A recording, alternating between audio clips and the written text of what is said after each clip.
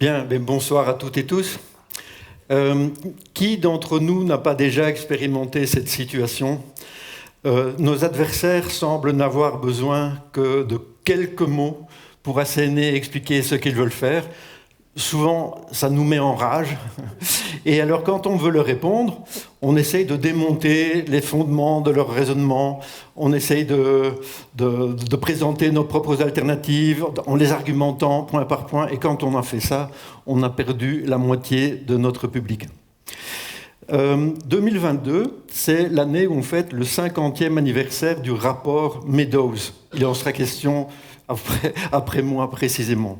Et ces 50 années, je vais le dire un peu cash, ces 50 années où nous avons expérimenté le fait que présenter des graphiques, des analyses, des schémas, des modélisations, ça ne suffit pas à provoquer les effets de conscience et de changements radicaux que la situation pourtant nous impose de prendre. Voilà. Alors dans mon cas, j'ai fait, il y a une bonne vingtaine d'années déjà, une thèse en communication qui était motivée par une question. Quand on veut parler d'Edgar Morin ou d'autres, c'est particulièrement difficile, en partie pour cette raison-là. Quand nous parlons, nous utilisons des mots et les mots découpent. Chaque mot est renvoyé à un élément de ce dont nous voulons parler. Alors que le raisonnement écosystémique, c'est précisément faire des liens. Alors je découvre en neurolinguistique, excusez-moi pour le gros mot, des travaux qui se mènent et qui mettent en avant le fait que notre cerveau fonctionne avec des images, avec l'expérience que notre propre corps nous donne de l'espace, avec des métaphores, et que ça, c'est le fonctionnement normal du cerveau, quoi qu'en pense Descartes. Autre implication de ce caractère imagé et métaphorique du raisonnement, du fonctionnement de notre cerveau, c'est que notre cerveau a le goût pour le concret. Il apprécie ce qui est palpable, sensible, audible, vous voyez ? Sensible presque dans nos tripes. Voilà. Alors il y a aussi des travaux qui ont été menés autour de, ça c'est bien beau, c'est de la théorie, mais qu'est-ce que ça peut donner par rapport à la communication politique ? Alors, je raconte l'histoire, c'est plus simple. On parle d'une question toute simple, on s'y reconnaîtra facilement. Pourquoi les pauvres aux États-Unis votent-ils républicains alors que ce n'est manifestement pas leur intérêt ? Alors, il y a des éléments de réponse à ça, si on fait le lien avec le concret. Exprimer une préférence politique, c'est considérer ce qui est bien pour un collectif. Mais un collectif comme un pays, une nation, peut-être même le monde, c'est tellement abstrait. Et donc, puisque notre cerveau fonctionne avec du concret, quel est le concret auquel notre cerveau se raccroche ? Réponse de ces théoriciens, c'est la famille. C'est dans ce contexte familial que nous avons l'expérience de faire partie d'un collectif au sein duquel des décisions doivent être prises. Ça, c'est la théorie. Passons à la pratique. On fait une expérience. Une expérience, ça se présente comme ceci.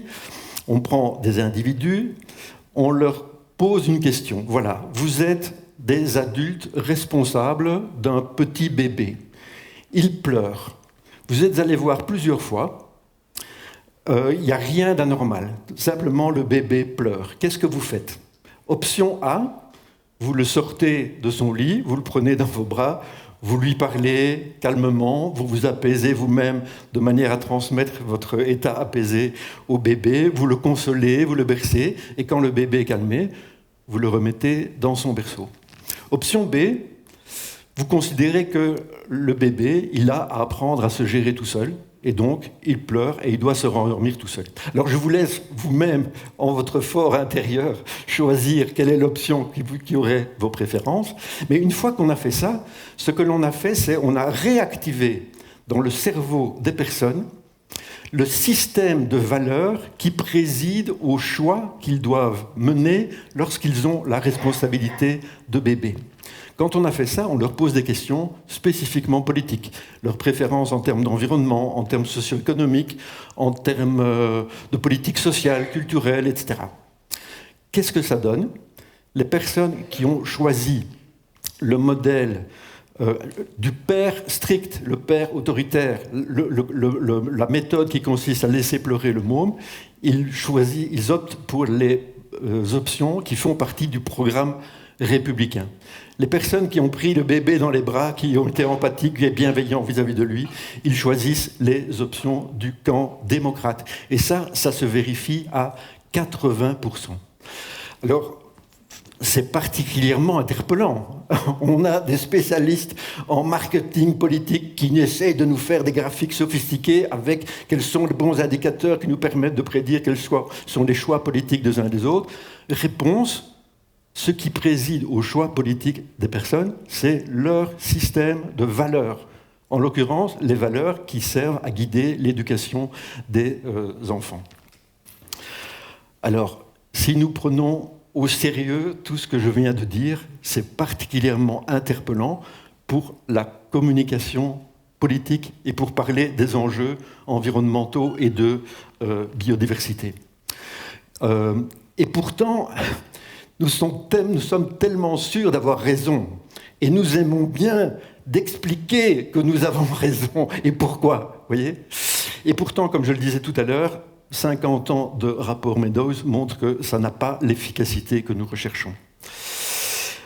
Si ce que je viens de vous présenter ici, très très brièvement, est compris à la profondeur que ça demande de comprendre, le fonctionnement cérébral, ça nous interpelle radicalement. Et donc je nous en conjure collectivement, consacrons à ces questions-là du temps, de la vigilance, de l'énergie. Il y va de comment communiquer sur les urgences planétaires. Avoir des bonnes propositions ne suffit plus, c'est important évidemment, mais savoir comment faire adhérer les personnes aux propositions que nous leur faisons est aussi crucial que la qualité de ce que nous avons à leur dire. Voilà. C'est ce que je voulais vous dire ce soir. Moi, je suis prêt à consacrer à cette question-là toute mon énergie, et vous ?